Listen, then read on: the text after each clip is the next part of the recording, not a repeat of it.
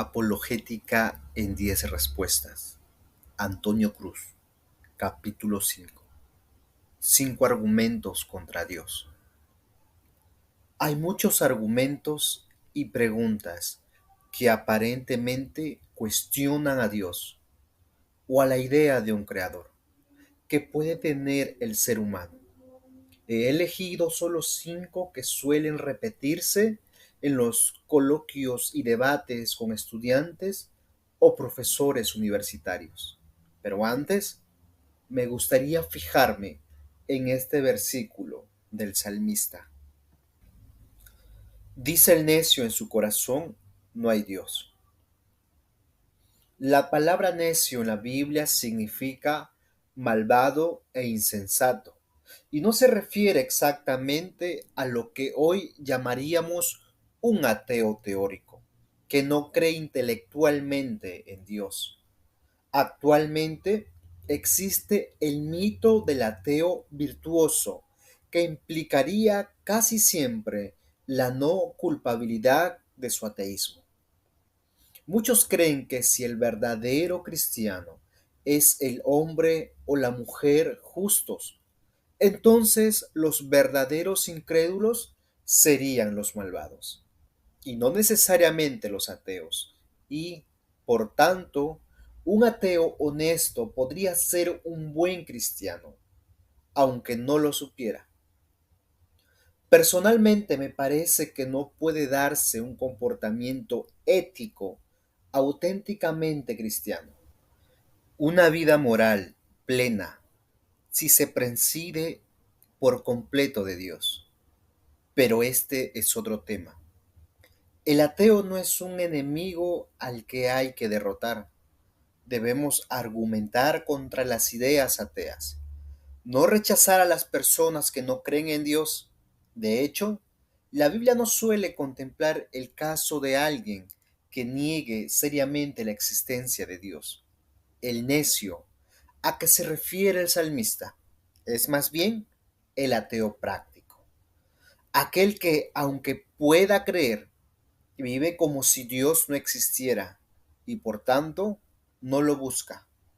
El necio de la Biblia se opone a sabio, que es el que teme a Dios, guarda sus mandamientos y se aparta del mal. Esto queda claro en otro salmo. El malvado, por la altivez de su rostro, no busca a Dios. No hay Dios en ninguno de sus pensamientos. Es aquel que piensa para sus adentros. Dios no me va a pedir cuentas. Hoy hay gente que piensa mucho, pero Dios no está en ninguno de sus pensamientos y creen que Dios no les va a pedir cuentas. El filósofo Christopher Hitchens dice en su libro, Dios no es bueno, que esta afirmación del salmista es sin sentido. Claro, ¿qué va a decir un escéptico cuando le llaman necio? En ocasiones, cuando hablo del diseño que muestra la naturaleza y digo que para mí refleja la existencia de una mente inteligente que lo ha planificado todo, algunos me replican con los siguientes argumentos. Por ejemplo, un estudiante de matemáticas de la Universidad de Barcelona me hizo esta pregunta que a su vez le había formulado a ella un profesor. Las únicas mentes que conocemos están en relación con los cerebros orgánicos. No tenemos experiencia de la existencia de ninguna mente que exista fuera de un cerebro humano físico. Por tanto, como mente sin cuerpo, Dios no puede existir. El naturalismo afirma que la mente humana equivale o es igual al cerebro. Sin embargo, la neurociencia es incapaz de justificar o demostrar tal afirmación. Algunos de los estudiosos de la mente más destacados del mundo, como el neurocirujano canadiense Wilder Penfield y el neurofisiólogo australiano John Eccles, estaban convencidos de que la mente es algo inmaterial y que quienes afirman lo contrario anteponen su naturalismo previo a la evidencia científica. El hecho de que dos acontecimientos estén correlacionados no implica necesariamente que sean idénticos. Que la mente humana haga servir las neuronas del cerebro no significa que mente y neuronas sean lo mismo.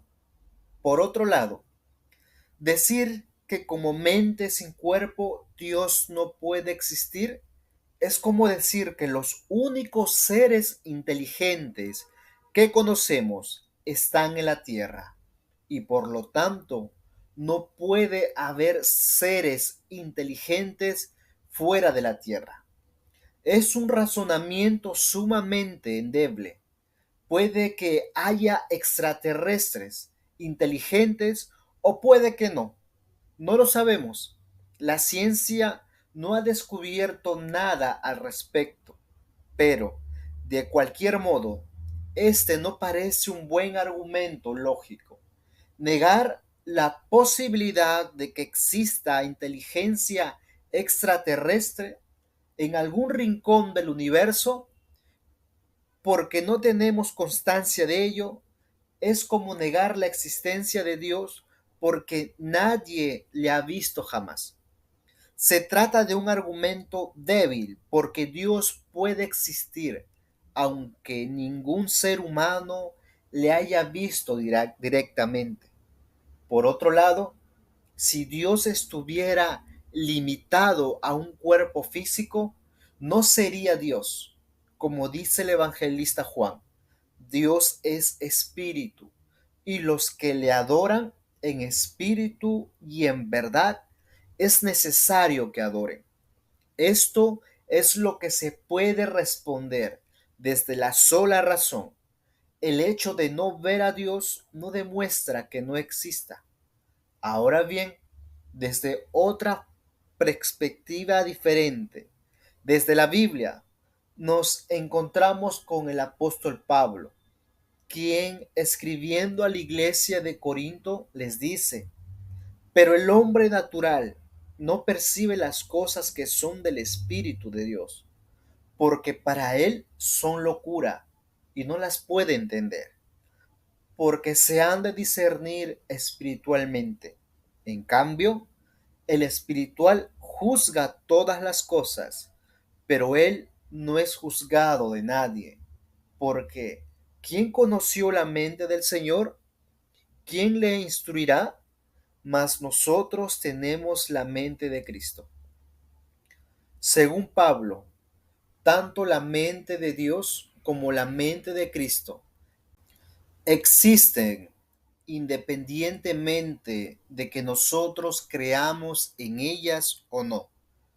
El problema es que la persona natural, escéptica por naturaleza, que vive como si no hubiera nada más allá de esta vida material, es incapaz de entender las cosas espirituales.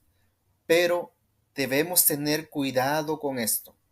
Es fácil llegar a involucrarse tanto en las cosas de este mundo, acostumbrarse a las ideas y a las actitudes del hombre y la mujer natural, que lleguemos a perder de vista la realidad trascendente de nuestra existencia. Debemos pedirle a Dios que nos dé la mente de Cristo, porque solo cuando Él vive en nosotros estamos a salvo de ser absorbidos por las cosas materiales, las dudas y el escepticismo.